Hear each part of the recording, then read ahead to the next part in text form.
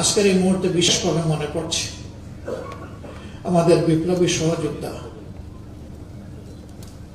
হাদির কথা, শরীফ উসমান বিন হাদির কথা। সে ছিল বাংলাদেশের জনগণের জীবন্ত কণ্ঠ। সে নিজেই ছিল একটা বিপ্লব, একটা বিপ্লবের আইকন। তাকে কারা হত্যা করেছে জনগণ তা বুঝে। আমরা তার বিচার চাই।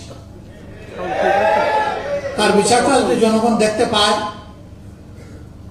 তাহলে জাতির জন্য জীবন উৎসর্গ করতে আরো অনেকেই এগিয়ে আসবে, দায়িত্ব নিবে, ঝুঁকি নিবে, বিপ্লবী হয়ে উঠবে।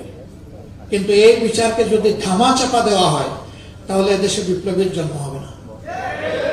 অতএব হাদির বিচার সহ এরকম বিপ্লবীদের বিচার আমাদের বড়ই প্রয়োজন। আপনারা সবাই ভালো থাকবেন।